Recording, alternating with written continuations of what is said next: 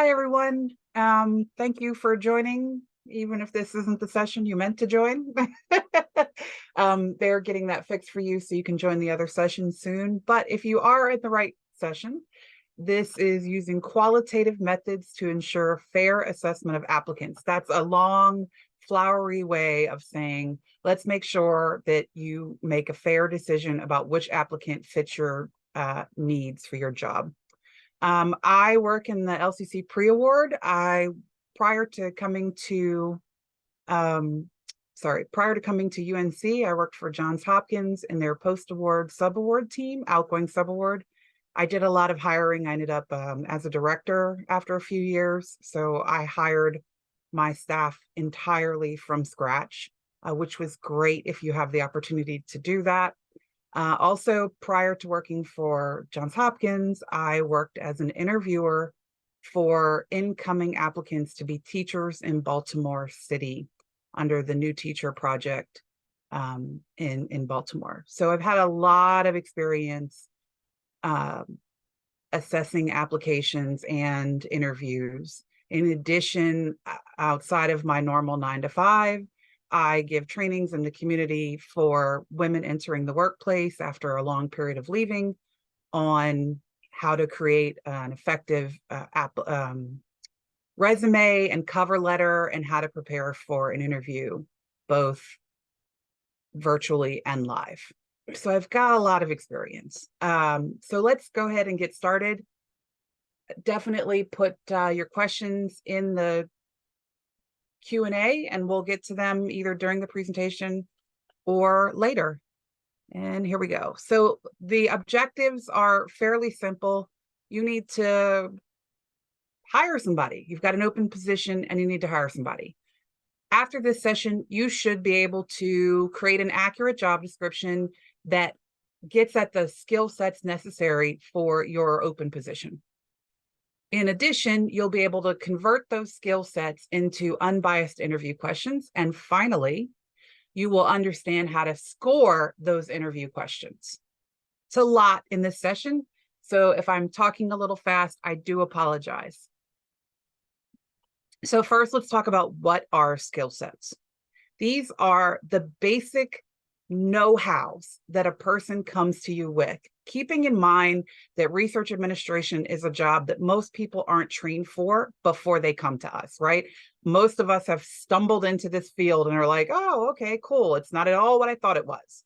And so most of the time we're getting people in who come from other types of careers and jobs that may have similar, tasks, but they're obviously not working in, Oculus or grants.gov and doing applications, most people.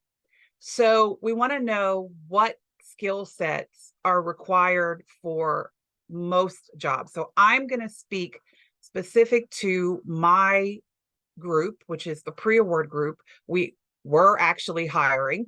And so this position is considered a project program associate.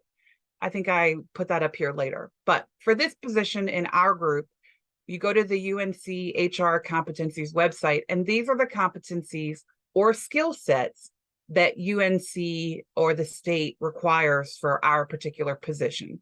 Knowledge of program and organization, program administration, customer service, verbal and written communication skills, information and records administration, and leadership. Those are very high, broad skill sets. So let's break those down. Knowledge of program and organization. Basically, you are looking for a candidate who understands program procedures and methods and can make that work for their job. And then the ability to use technology. Can they use a laptop? Can they use Microsoft Word? If you teach them, can they use some of the programs that are specific to the position? Program administration, this is the next skill set or competency required for UNC. Can they provide oversight for an ongoing program? So in our group, that means, can the person keep up with what's required for the application from beginning to submission? Do they have the ability to establish expectations and clear directions including tasks and activities to complete their job. And then finally, the ability to monitor and delegate assignments, right? You need help, you need to ask for help. My grandmother used to say all the time, closed mouths don't get fed. I can find my mouse. The next competency is verbal and written communication.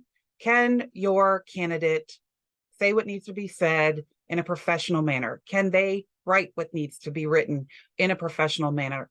Do they listen to the people that they're speaking with or emailing and give it real thought, give the other person's ideas real thought and the respect that it deserves in a professional manner? And then can they gain respect of the people they're working with? Because we all know if a PI doesn't respect you, it is going to be very difficult to help them submit their application or whatever would be the requirement for your division. I lost my mouse again, I swear. I keep leaving it in the middle. Okay, the next competency is customer service.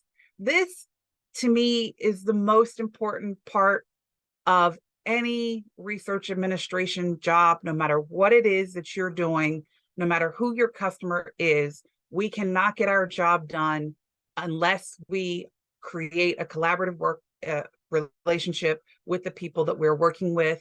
That includes within your group, outside of your group, in the university, outside of the university. It is necessary to be able to relate to whoever your client is, that we are there to help them and get them on board with what we're trying to help them do. Help me, help you, help me. That's what I say all the time. Information records and administration. This is another competency required by UNCHR or the state. Can your person collect data? Can they keep track of what's going on? And then once they have all that data, can they create an output from it? By the way, I don't read the slides directly to you because I assume that you all have a basic reading level and can read the slides yourself. So please let me know in the chat if you want me to read something or if I'm going too fast. The next one is leadership. So even though I'm not a supervisor anymore, I still have a leadership responsibility to new employees, even to my PIs, to people outside of the university, to make sure that I'm able to represent our group effectively, make goals, communicate those goals, and work within the, I can't think of the word, but work within the dynamic of the university and do things like this, which is sort of a leadership responsibility, right? Giving these presentations. Okay, so those are the HR competencies. Let's talk about general skill sets, right? So these are the things that if you're not trying to get a job in the state of North Carolina or at UNC, this is what a supervisor would look for generally in terms of skill sets from an applicant. And we're gonna look at how these match up to the HR competencies in just a moment. But let's define these. Let's start with the first one, attention to detail. Attention to detail means you can look at all the pieces, no matter how small they are, and make them fit and use them to complete your task. Critical thinking. Again, these are pretty basic skill sets that most people can grasp and understand what they mean. Critical thinking. Can you look at some information, put it together, make a judgment about it, and then spit out a result, right? Customer service. We talked about this one before. This is, to me, again, the most important skill set of our job in research administration. Make sure that you're doing the best you can to meet your customers' needs. In my case, my PIs, to ensure that their application is submitted and is submitted correctly. Customer service does not always mean that you do everything the person says. The customer is not always right. Trust that you know what you know, but through proper customer service, you can steer your client or your PI to understanding why the information that you have is actually the correct information and better for them. It's all part of customer service. Effective communication. This is one of the HR competencies. Basically, it's a give and take when you're talking to somebody or you're emailing somebody to, say what you need to say, hear what they need to say to you, and then come up with a mind meld, a Vulcan mind meld, if you will, for the nerds out there, to make sure that you're both on the same page and that you understand what each other is trying to communicate. Research skills. A lot of these to me are very similar. So it's okay if right now you're thinking, this sounds a lot like such and such. So research skills. Can you collect data, put it all together, analyze it, and spit out a solution? Sounds very familiar, doesn't it? Next, we look at self-motivation. A lot of what we do in research administration is solo work or silo work. So I'm working by myself, or I'm working, the pre-award group is this, group, and we kind of work within ourselves, and very rarely do we get to do post-award stuff. So within, our pre-award group, everyone has different deadlines. Everyone has different tasks that they're working on. And it's very important that your applicant or the person that you want to hire can kind of work on their own through something before they, I don't want to say bother, but before they check in with everybody else.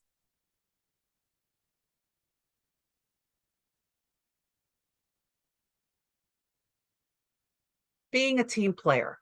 So this is the silo, right? So there's the solo and then there's the silo. We want to make sure that whoever comes to work with the pre-award group has the ability to be a team player. Some people have deadlines that are insane and they're just not able to do everything themselves. Is your applicant going to have the wherewithal to jump in and say, hey, I can help. I have a downtime right now. I just heard you on the chat saying you're losing your mind. Tell me what you need. We just had an example of this yesterday, and it was great to see all of us pitching in. It was either yesterday or Monday, all of us pitching in and helping our teammate to get through, it was Monday, an insane amount of data that needed to be processed in a very short amount of time. Time management. So this goes hand in hand with everything we talked, all the other skill sets. We have deadlines. Pre-award is a deadline-driven job.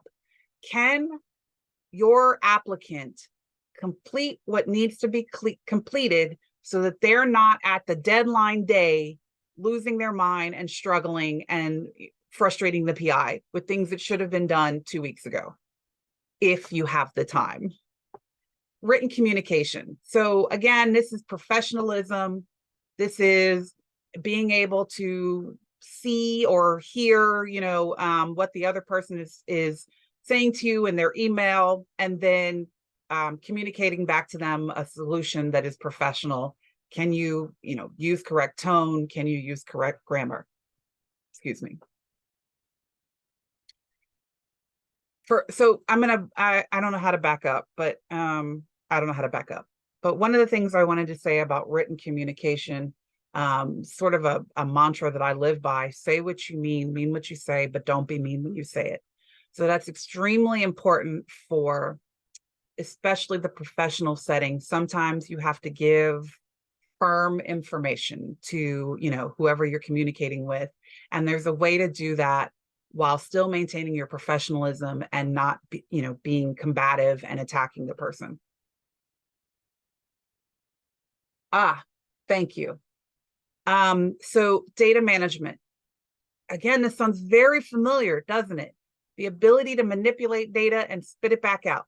Basic math skills. I mean, we're not asking for you to be, a famous mathematician or a biostatistician. There's a whole nother department for that. But, can you figure out how to calculate percent effort from calendar months and vice versa? And if you can't, can you use the technology tools that are available to you to figure that out? So these are the skill sets, right? These are the HR skill sets and the general skill sets.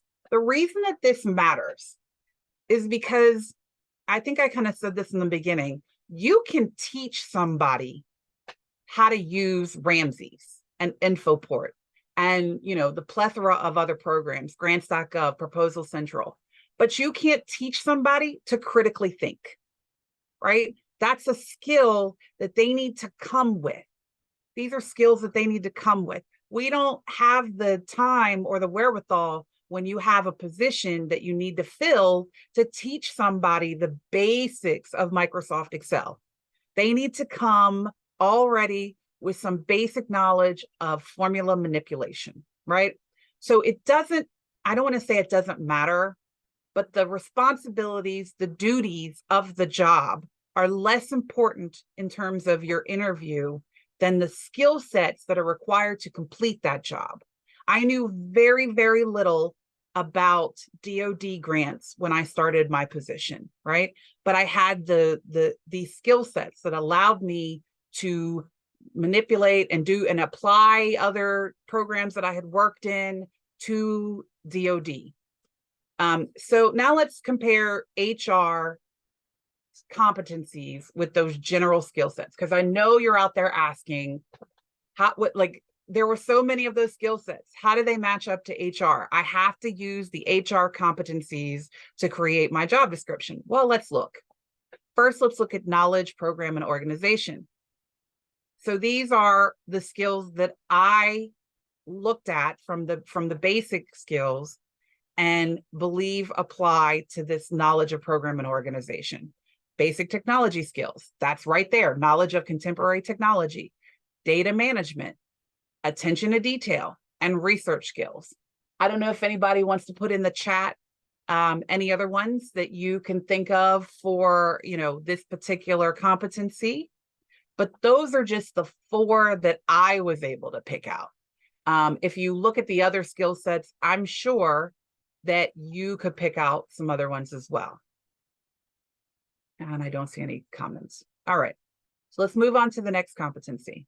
Program administration. Again, this was the requirement here: oversight, establishing expectations, clear directions, and completing what you need to complete in the timeline that you need to complete it. To do that, you need these basic skill sets: attention to detail, critical thinking, and time management. I mean, timeline is right there in the description, right? Can you establish clear directions? That takes critical thinking to look at what you have to get done and help to get it done. Attention to detail. Again, you have to be able to look at the little pieces and tasks and activities and figure out how to get all that done in a certain amount of time. Again, if you have any questions, please feel free to put them in the Q&A, or if you have any comments, please feel free to put them in the chat. The next competency we have is customer service, right? And I talk about how important this one is. And obviously, the biggest skill set that matches up to the HR competency is customer service. In there also is effective communication and being a team player.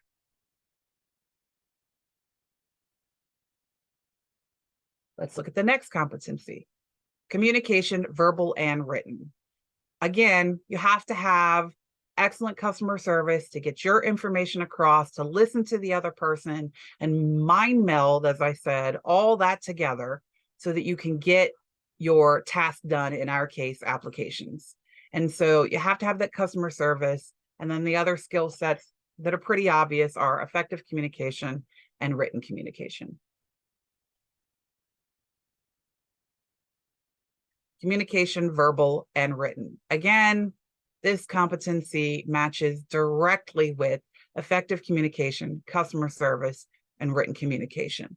But I'm going to add to this one critical thinking, because you have to be able to hear what the other person is saying or thinking and try to figure out how to communicate to them what you're saying and what you need from them. Help me, help you, help me. I say that all the time. Information, records, and administration. Just from what's in here, right? You can pull out data management. technology skills, math skills, right? It's data. You need to have basic math skills, critical thinking, attention to detail. That is absolutely required in this compile and assimilate and organize. And then written communication, because again, you have to be able to do something with that data. Spit it back out in a report, a presentation, or in our case, an application. And leadership. So even if you're not in a supervisor role, you're still a leader for your other coworkers, other employees in the institution, and people outside of the institution. And that requires effective communication, being a team player, critical thinking, and again, customer service. I would put customer service in every single one of these competencies regardless, because to me, it is the crux of what we do. Okay, so let's talk about the position that's open in our group, the pre-award position. Let's look at the responsibilities for that position. I'm not going to read all these to you. You can read these at a later date. But 70% of what we do is manage grant and application contracts for our PIs. Yes, very good. Celeste made a great comment. Basic technology is also needed for communication. If you can't work Microsoft Word, you can't communicate. That's a very good point. So we do, this list of things. This is what's in the actual job description. We have to know the rules of all these various sponsors. We have to be able to interpret those rules and figure out what we need from our researcher in order to complete their application while paying attention to these rules. Serve as a backup, right? That's that team player part. And make sure that at the same time, we're adhering to university and department timelines. 70% of what we do. It's a lot. Let's look at the next slide here. We're going to play skill matchup. So this is what is in the job description. These are responsibilities, not skill sets. But let's see what skill sets we can pull out of here, right? And match up, right? So you have to have attention to detail in order to understand all these rules and regulations and apply them to your particular application. Critical thinking goes hand in hand with that same concept of reviewing the rules and regulations. Customer service. Not all your PIs are going to be, or our PIs are going to be, older and more, tenured and wiser and, know these rules right off the top of their head because they've done a bajillion RO1s. So it's important for your fellows and your, emerging and new faculty to help them pull out what's necessary in these rules and regulations. And that goes right into effective communication. If you can't help them, they can't help you. Research skills goes right up there with this critical thinking and attention to detail. You have to be able to pull out what you need. You have to be a self-motivator. Oh, you said the back button. Ha ha! You have to be a self-motivator. A lot of this is just sitting on your own, with, your classical music in the background or whatever you need to be motivated, and just digging into pages and pages and pages of submission requirements. You got to be a team player. You got to be able to, help other people when it's needed. You got to have time management. All of these applications have deadlines, and you have to get everything done in that deadline time. I'm gonna look at my time. Okay. You have to have excellent written communication skills to communicate with your researchers. You have to be able to process the data required to go into the applications, basic math skills for the budgets related to the applications, and basic technology skills to be able to work the Excel spreadsheets, Microsoft Word, PDF, Adobe, and some of these websites. So I mean, that's pretty much like all of the skills right there in the 70% of what we do, pulled out of this particular piece of the job description. So like just in that 70%, you can, see how important these skill sets are. The next thing that we do is just-in-time requests and progress reports. Again, I'm not going to read this to you, but it is about 20% of what we do, and that's based on the rate of award funding or possible funding. I'm back to these skill sets, right? This is, again, almost every single skill set comes out of this 20%. You can look at all of these and pull these skill sets out. And then 10% of what we do is updating other support and bio sketches. So this is a lot of data work, right? And so again, we can look at all of these skills as applying to this 10% of what we do. So in order to do our job in pre-award, we need all of these skill sets for every piece of everything that we do. So when we're trying to find an applicant, how do we get to those skill sets? Like, what do we ask them to get to those skill sets? You don't want to spend 30 minutes on one question, right? But you also don't want to ask 20 questions in your 30 minutes. So you have to figure out what questions to ask to get, as I call it, the most bang for your buck. Get the most amount of skill sets out of one question, and you only need a few questions. I like, when I'm doing interviews, I like to have pre-work for them. And we'll talk about that. It's usually a written question and post-work that may be, another kind of data-driven question. So I'm going to show you those in a minute. Use real-world situations. Please don't ask somebody what is their favorite book, right? That, first of all, is a biased question. It is also a useless question. It does not provide you with any information on the skill sets that they have. It's biased because what if they don't like to read? That doesn't mean that they won't be able to handle it for their job and do what they need to do for their job, but reading is not one of their favorite pastimes. So it's a biased question. Capture at least 2 skill sets per question, more if you can. Like I said, I like to do the written question as pre-work. Don't forget to add some math in there, because how else are you going to get their math skills?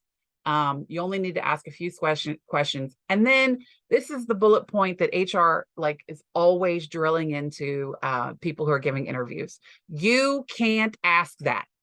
Become familiar with what is protected information that you are not allowed to ask in an interview. When in doubt, send your interview questions to your department's HR representative, and they will tell you, oh, no, you can't ask that. And so it's best to have pre-written questions so you don't veer off and ask things that are going to get you in trouble. So I'm not going to go through all of these questions, because I think in the interest of time, I'm not going to have time. But I do want to show you an example of a question that can be written or verbal. It can be given to them beforehand. It can be given to them on the spot. You're responsible for setting your own work priorities. On Monday, you have to complete the task by 5 p.m. on Friday. How would you prioritize and complete them? This is real world situation. You're going to get a bunch of emails requesting updates. You're going to need to do a budget. You got 2 applications that take 3 days to finish. Again, these are all due by 5 on Friday. You got 2 grant proposals that you have to read the requirements for. Your supervisor wants some data from you, but that's due at 1 p.m. on Wednesday. And then finally, you got a bunch of emails that you can just read and file, right? But you're going to get that every single day. Now, what's important for you to know, right? Well, first, let's see, which skill sets do you think fall under this question? And we're going to send you a poll right now for you to select which skill sets you think would fall under this particular question. And I'm going to give you about 10 seconds because we're super short on time.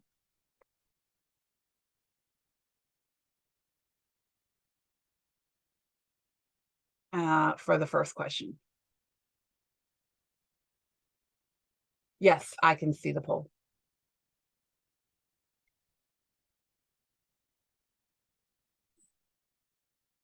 Okay. We're running low on time, so I'm going to close out the poll and let's see if we can see what responses folks gave. I don't know how to do that. Okay. Oh, do I not have anybody like actually on my presentation? All right. Well, if you are watching this after the fact, we can talk about which skill sets I felt like fall under this question. Moving forward.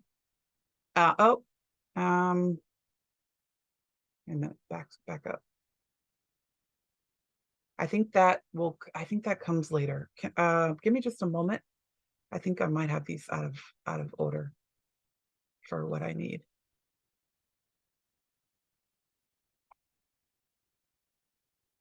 Okay. Yep. I have these out of I apologize if you're watching this. Okay. So which skill sets do I believe go with this question? So again, this person has to pay attention to details while they are working through this assignment. They have to have critical thinking to think about which tasks they're going to do in which order. They have to have self-motivation, again, which tasks in what order, time management, which task in what order, data management, so they can get that report done for their supervisor, which includes basic math skills and basic tech skills. You might be able to find justification for some of the other ones that I missed. Let's look at question 2. It's Friday, your supervisor's left for the day. One of your teammates has an application due at 5, so do you. You're almost done yours, so is your teammate. He needs to get other documents from his PI. Okay. From his PI.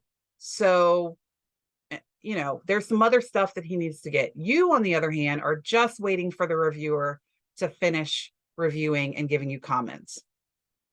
It's 1 o'clock. Your teammate gets sick, has to go home. Remember that your supervisor is already gone. He asks you and 2 other teammates for help completing his application. What do you do? So again, what skill sets are required for this particular question? And I'll give you a few moments to take the poll here.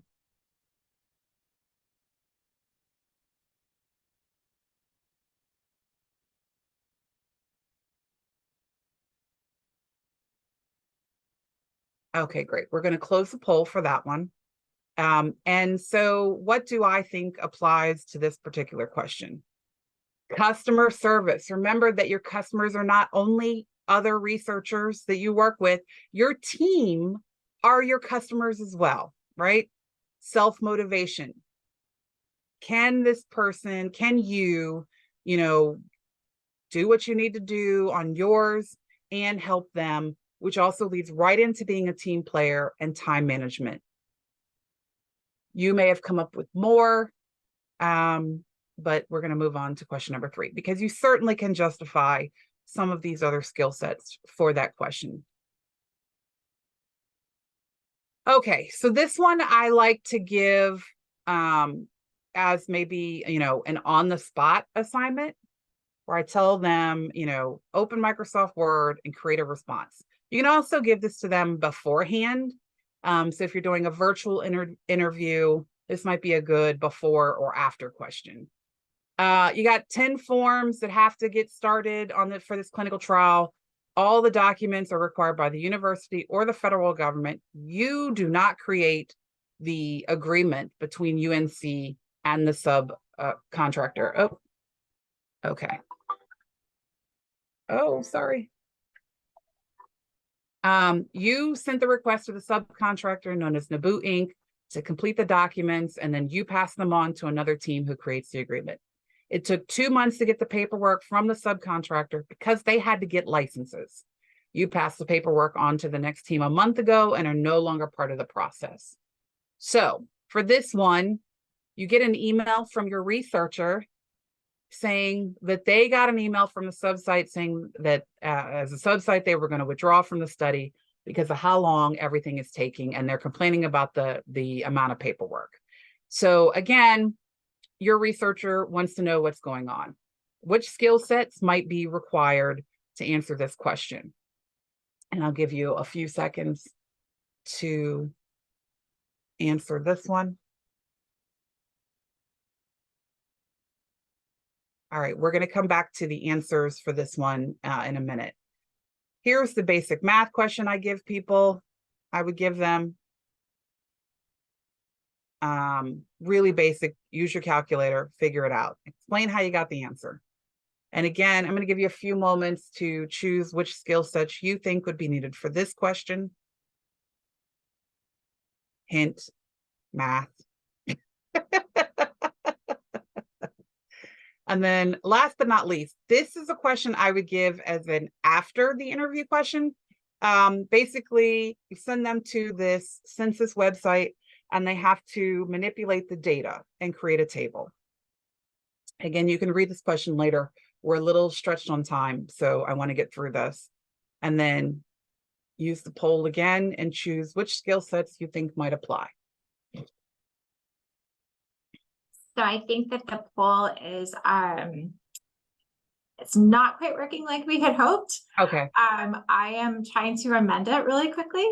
Okay. So the question will be slightly amended, but I will launch that one in just a second. Okay. Thank you so much. Okay, so while we wait for that one to launch, I have one more question because I know folks are saying these are way too intensive. Like these kind of questions, way too intensive. I just want to ask a general question. What's safe to ask, right?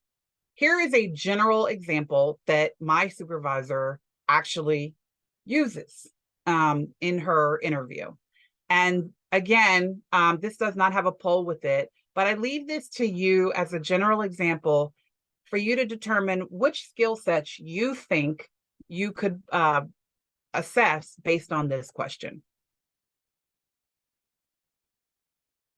How do you score the answers? Now, this is really important. That's why I'm moving so fast.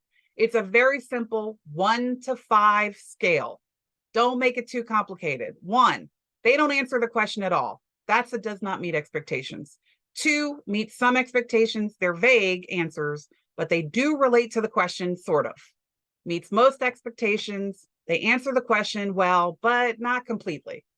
Meets all expectations. You get a great answer, and it's a complete answer. Now, a 5 is rare. Exceeds all expectations. The answer is thorough, thought out. The explanations are detailed, and they may even go beyond a general answer and provide you with an out-of-the-box thought or detail. So these are the skill sets and the answers that you would see for this question. And I'm gonna, I love the cute animation that I put in here, but we don't have time for that. So these would all get you a score of 4, right? For each of these skill sets that are related to question number 1. And you can take time to read this, but you can see what's important for you to know about the answers to these questions is it's not what you would do. This is not how you would answer it. They may come up with an answer that is totally not at all how you would handle it. Remember, this is the question about being able to prioritize all those things that you started off the week with and had to be done by Friday. And so you may have a different way of prioritizing those things. It doesn't matter. The question, the answer is, did they articulate their process? Was it carefully thought out? All right, moving on to number 2. This was the question, if I can remember which one this was. Oh, this was about helping your coworker get their tasks done while you're waiting. And so again, these were the skill sets that I pulled out of it. And these kind of answers would get you a 4. This is huge. You would not believe how many people don't even offer to help. And obviously they would get a 1 on the team player skill here.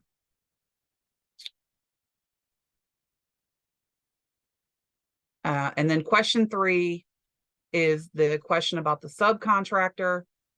Oh, sorry.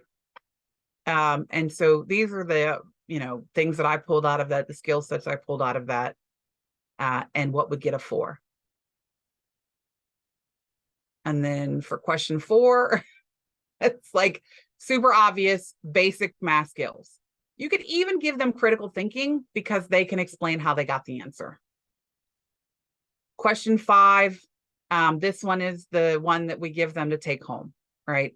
And so these are the skill sets that I was able to pull out of it and the answers that would give you a 4. Okay, so this is a real world way of assessment that my supervisor uses. So she uses the 12 skill sets, and then in the application review, are these skill sets mentioned, right? They get a simple yes, no. The minimum standard for moving on to an interview is a 7. So, out of the 3 clients up here, you can see that 2 got a 7 right here, 2. And so they were selected for an interview. After the interview, after the application, decide who gets, to go on to the interview, send them the written assignment that has to be returned before the interview. In this case, it's the NABU 1, the subaward. Now you got to look at how did they do. So I realized after the fact that this is not correct. It is not a max score of 25. So you calculate, the max score for each question, and then total that amongst for all of the questions, right? Because some questions only have 2 skill sets. So the max score for that question is a 10. And then you decide what total score is acceptable for you to have a candidate to make an offer to. Who has those scores? Narrow it down.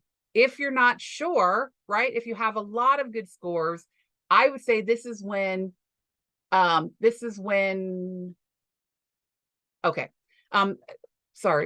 This is when you could have your group. You could do a second interview and if you're a supervisor, have your group interview them with some preset general questions. Make an offer and check their references, and you're good to go.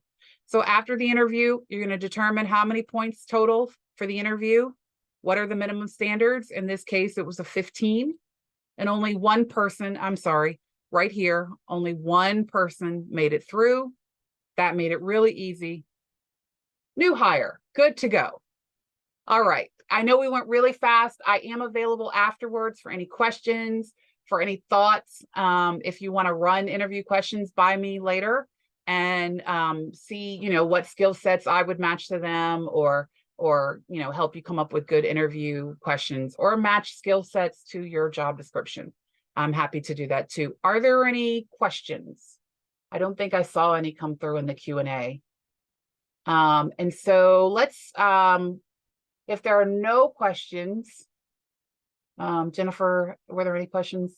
No, I don't see any more open questions. Okay. It looks like people were letting us know that the poll was not quite working for them. Okay. I realized that that's not the exact question that you were trying to ask, but No, we did okay. launch a backup poll. Okay. To take a look at that. Yeah, let's look at the responses in these last 2 minutes. Let's see what we got here for the polls. And while you're doing that, and while people are answering that, it does look like people are answering. I'm just going to put our pertinent links back up in the chat. So if you need to re-reference those links, you certainly can. All right, great. People are still answering, or is no one answering?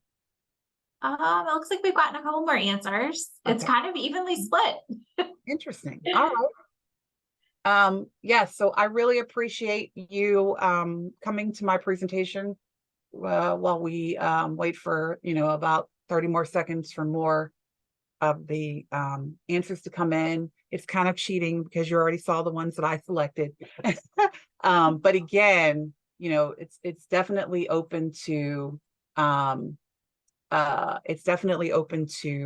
you know, interpretation.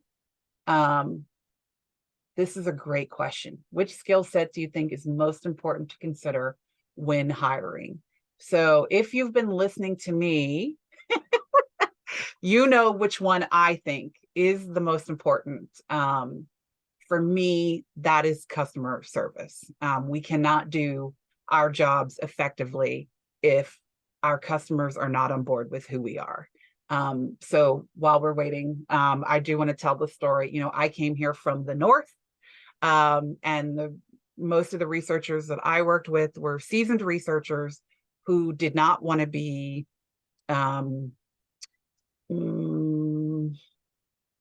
they didn't want to be handheld. And so, you know, trying to get across, you know, what expenses were and were not allowed and things like that. When I first started there, used to give very detailed explanations. And the feedback that I got was, it's too much. Just tell me what I need to do. Tell me, you know, give me the answer, yes, no, and keep it moving, right? And when I moved here, I was still in that very formal mindset, right? But it's the South here. And I really enjoy it here, by the way, a lot better than I did up north. And so, you know, people start their emails with, I hope you're having a good Monday, or, you know, happy, you know, Friday. And so I had to retrain myself so that my PIs and my coworkers didn't think I was like this, you know, animal who didn't care, you know, about them and about their work. And that's customer service. It doesn't matter how good I may or may not be at my job if people don't feel like they can warm up to me as a human being. So let's look at the poll in our last minute here. Oh, we're a little bit over. So let's see what the answers were, Jennifer. It's pretty evenly split, it looks like. I can't see the answers. Oh, you can't see the, oh, here you go. There we go. Oh, look at that. All right. So yeah, it's a lot of people, critical thinking and effective communication. A lot of folks there. Customer service, self-motivation, pretty tied, along with attention to detail. It's interesting that time management only got 8%. But you know, we had a very small data set. So, but I agree with you all on you know, all of these. It's extremely important. It's interesting to me that team player didn't get anything. I think it goes back to that solo and silo work that's part of research administration, that we get, you know, we get really caught up in our solo work and our silo work. I appreciate all of you for coming and listening to my talk, and all of you who are listening after the fact. I am always available for questions. You can click the submit questions link. You can also email me. Again, my name is Melody Snow. I am in the UNC listserv. Thank you all very much.